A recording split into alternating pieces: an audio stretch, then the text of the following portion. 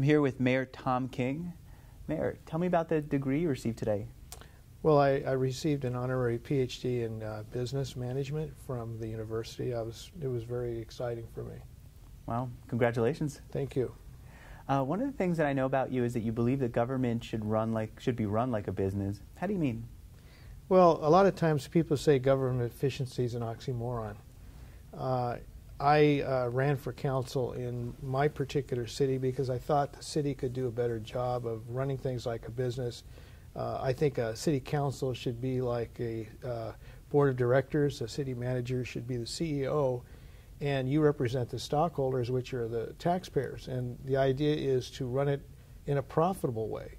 So if you take in revenues, you live within your means, you provide the services you can provide, and you put away a substantial reserve for a rainy day. And we've managed to do that in our community. Can you give me an example of how you did that at Walnut? Well, we do it through competitive bidding. We do it by hiring the best educated and best trained people.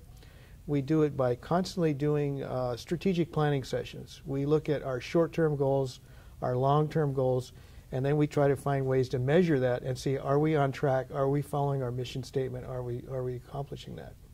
How can business people then give back to the community? Well, I think businessmen or business people can serve on commissions. There's plenty of commissions: Parks and Recreation Commission, Planning Commission. Volunteer as a city council person. If you have a city manager type government, it's not a full-time job, but it is very exciting to give back. Plus, you can plan your community. You can make the decisions that keep your community a safe place to live. I see. And for business, how does it help an entrepreneur or business person to give back to their community? Business is the lifeblood of our community. If the cities rely on sales tax revenue for the budget, it doesn't really come out of property tax. A lot of people don't realize that, but if you have a successful business element in your community, you actually make your community successful. We were underdeveloped in business, and we had some vacant lots, and so we worked with businessmen and entrepreneurs to bring in investment, and we raised our revenues 28% just by doing that, which put us in the black and helped us become one of the best cities in California. Can you tell me a little bit about your community service?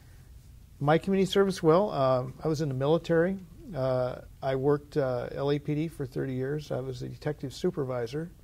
When I retired, I decided to kick it back for a while, and then my wife said I don't have enough structure, and so a friend of mine heard that and asked me to teach high school.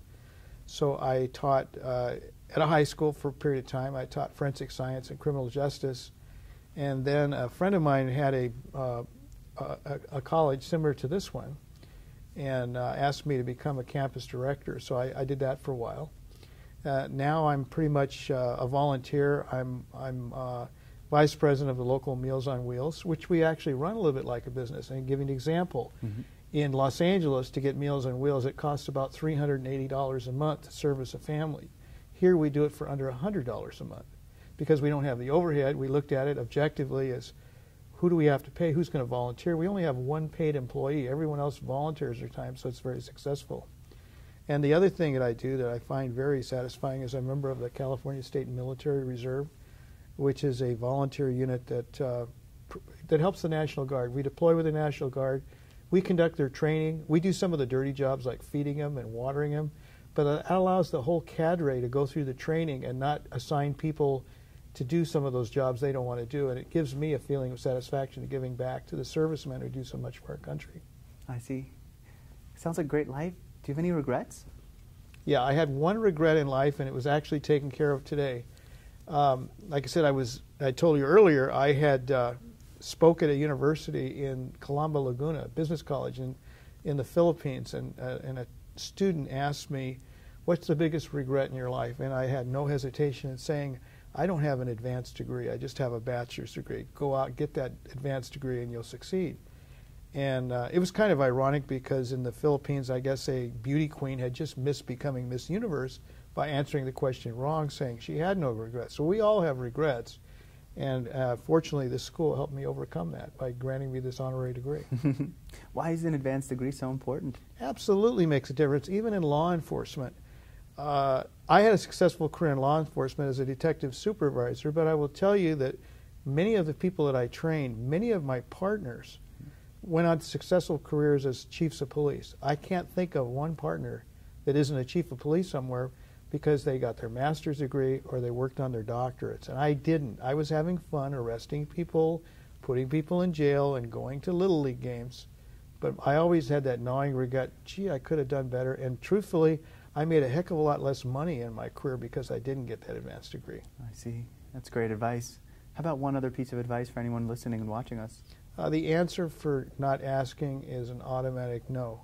And that's just, if you have an idea, follow the idea and succeed. And I think there's three basic rules that I follow, is be effective, be respectful of other people's opinions, and follow the rules. All right. Well, thank you. Great advice, and thanks for taking the time. All right. Thank you.